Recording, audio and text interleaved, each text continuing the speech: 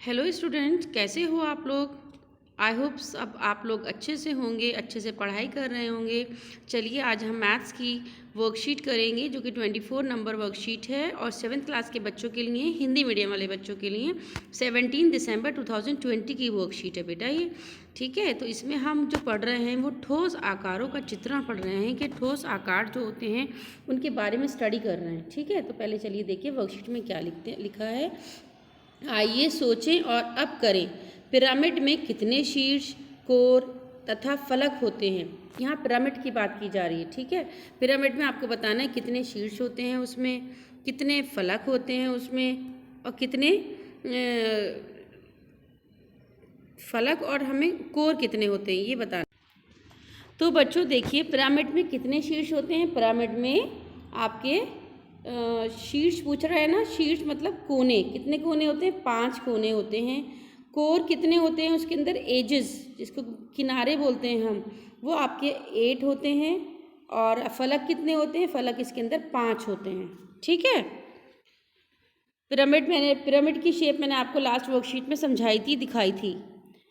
अपने पसंदीदा 2D आकार और तथा 3D वस्तुओं के कोई 3 चित्र बनाएं। 3 चित्र बनाने हैं 2D शेप्स के और 3D शेप्स के। 2D शेप्स के क्या क्या आप बना सकते हो, न्यूज़पेपर बना दो, या आप रोटी बना दो, या आप क्या कहते हैं कोई भी हैंकी का बना दो जिसके अंदर ऊंचाई ना हो, सिर्फ ज़मीन को लगा हुआ कोई चीज़ हो, बिल्कुल जो सरफेस से लगी हुई चीज़ होती है उसको हम 2D बोलते हैं, जिसके अंदर ऊंचाई नहीं होती है। ऐसी चीज़ें आप 3 अपने आसपास से ढूंढ लें जिसमें ऊंचाई ना हो।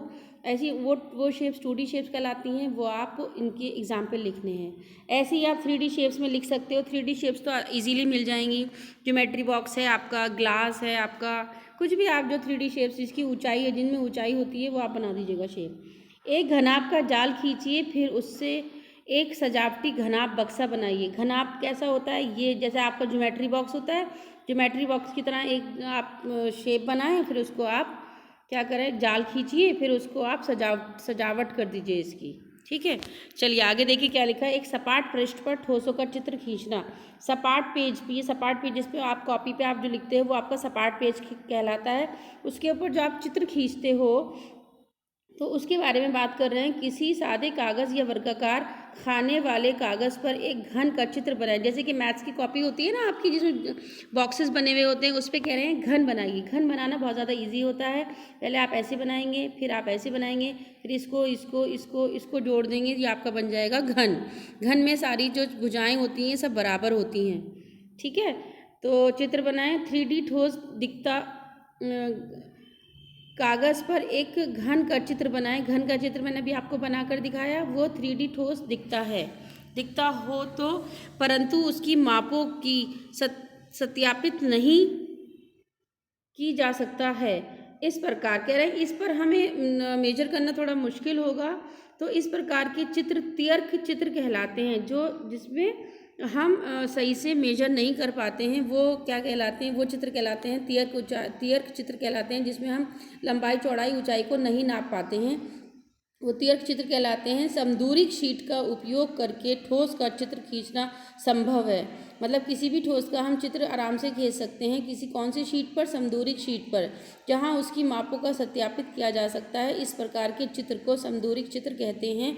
एक समदूरिक शीट में शीट बिंदु रेखाओं से बने छोटे छोटे समबाहु त्रिभुज से में विभाजित होता है। ये आपका क्या है, आपका समदूरिक चित्र कहलाता है। ये आपका त्यर्क चित्र कहलाता है, जिसके अंदर छोटे छोटे कॉपीज़ मिलती हैं मार्केट में, जिसमें डॉट डॉट डॉट डॉट लगा हुआ होता है और इन डॉट के बीच की जो दूरी होती है वो बराबर बराबर होती है, जिसको हम समदूरिक चित्र कहते हैं। ठीक है, चलिए आगे देखिए क्या लिखा है।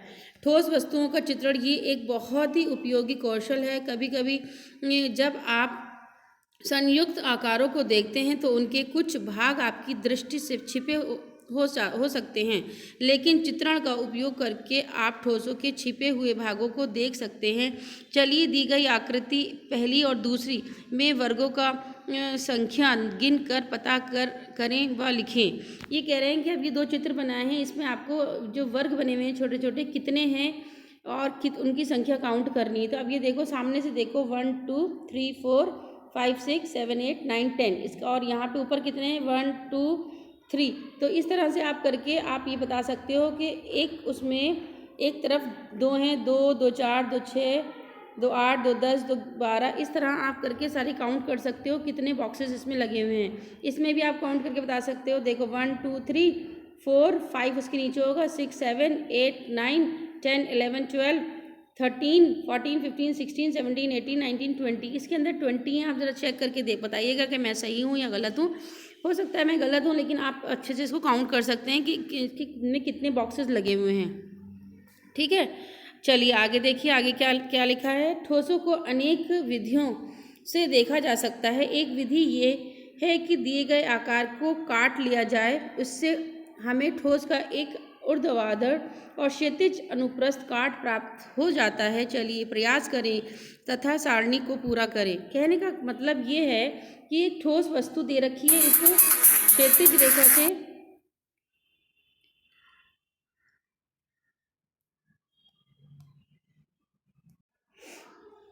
बच्चों, अब आप ये देखिए यहाँ पे लिखा है ठोस, ये वस्तुएं दे रखी हैं, इनको हम क्षैतिज अनुप्रस्थ से कैसे काटेंगे और ऊर्ध्वाधर अनुप्रस्थ काट कैसे करेंगे। क्षैतिज का मतलब है हमें ऐसे हॉरिजॉन्टली काटना है, मतलब बीच में से काटना है ऐसे। ऊर्ध्वाधर अनुप्रस्थ का मतलब होता है ऐसे काटना है, किसी चीज़ को ऐसे काटना है। अब इस कोन को, ये फॉर एग्जाम्पल एक कोन है, नेक्स्ट वाले में अगर मैं इसको ऐसे काटूंगी तो कहलाएगा क्षैतिज अनुप्रस्थ काट। अगर इसी कोन को मैं इस शेप से काटूंगी, ऐसे लंबाई में काटूंगी, तो मैं क्या कहूँगी, इसको ऊर्ध्वाधर अनुप्रस्थ काट। तो इसी तरह से आपको क्या करना है, ये टेबल को कंप्लीट करना है। इसको यहाँ पर एप्पल को मैं ऐसे काटूंगी एक बार में और एक बार ऐसे काटूंगी, तो ये इस तरह से आपका ऊर्ध्वाधर अनुप्रस्थ और क्षैतिज अनुप्रस्थ काट मिल जाएगा। ओके, नाउ इधर देखिए अब क्या लिखा है। इधर लिखा हुआ है कि छाएं एक ऐसा अच्छा तरीका है ये दिखाने के लिए कि किस प्रकार त्रिविमीय वस्तुओं को दो विमीय छाया के रूप में देखा जा सकता है। एक शंकु के ठीक सामने एक टॉर्च का प्रकाश डालिए। ये है पर्दे पर किस प्रकार की छाया दर्शाता है। ठोस त्रिविमीय है तो छाया की कितनी विमाएं होंगी। तो देखिए, अगर मैं इस शंकु के सामने टॉर्च डालती हूँ तो जो मेरे पास जो ये मुझे इसकी जो छाया मिलेगी वो क्या होगी बेटा, वो 2D शेप की होगी। मेरे पास शंकु तो 3D शेप का है, लेकिन अगर मैं इसकी छाया देखूंगी किसी दीवार पर तो मुझे ये मिलेगी आपकी 2D शेप, यानी कि द्विविमीय छाया मिलेगी। ठीक है, तो आगे देखिए, अब आगे क्या लिखा है। आगे लिखा है ये यहाँ पे कुछ शेप्स दिखाई गई हैं। जो बच्चे आप खेलते भी हैं, आपने देखा भी होगा कि हाथों से अलग अलग शेप्स बनाते हैं और उसकी छाया आपको दीवार पे देखने को मिलती है। तो अलग अलग टाइप के एनिमल्स हमें मिलते हैं। तो देखिए, क्या आप बता सकते हैं कि छाया में कौन सा जानवर या पक्षी दिख रहा है। तो आपको ये देख के बताना है कौन सा पक्षी दिख रहा है। मुझे तो ये डॉगी लग रहा है। तो यहाँ पे आगे लिखा है ये है कि ठोस आकार को विभिन्न कोणों से देखे गए आकार के सामने का दृश्य, पार्श्व दृश्य और ऊपर का दृश्य। यहाँ इस उदाहरण दिया जा रहा है जिसमें एक कार के विभिन्न दृश्य देखे जा सकते हैं। तो एक कार दिखाई गई है। कार को अगर मैंने पार्श्व दृश्य यानी कि मैंने साइड से देखूंगी तो कैसी दिखेगी, ऊपर से देखूंगी तो कैसी दिखेगी और सामने से देखूंगी तो कैसी दिखेगी, ये आपको यहाँ दिखाया गया है। यहाँ पर देखिए लिखा है ये वस्तुएं बनी हुई हैं। ये सामने से देखने पर क्या मिलता है, ऊपर से देखने पे क्या मिलता है, साइड से देखने में, ये साइड के लिए है आपका, और ये ऊपर से देखने पर और ये सामने से देखने पर पता चलता है। ठीक है, तो यहाँ पर आपको ये दिख रहा है। अगर मैंने इसको साइड से देखा तो मुझे साइड से क्या दिख रहा है, 1 2 3 4 5 बॉक्सेस दिख रहे हैं जो कि मैंने यहाँ बनाए हैं। ऊपर से देखा तो मुझे 1 2 3 4 दिख रहे हैं। ठीक है, और अगर सामने से देखूंगी तो कितने मिलेंगे, तो 1 2 3 4 और ये सामने वाला दिखेगा 5। तो यानी कि मुझे ऐसी ही शेप मिलेगी और बस ये वाला बॉक्स क्या आ जाएगा, इधर आ जाएगा।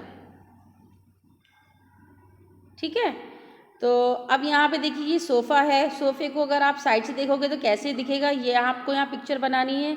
ऊपर से देखने पर ये पिक्चर बनी हुई है, सामने से देखने पर ये पिक्चर बनी हुई है। अब यहाँ पे देखिए दी गई आकृति का समदूरिक चित्र बनाएं।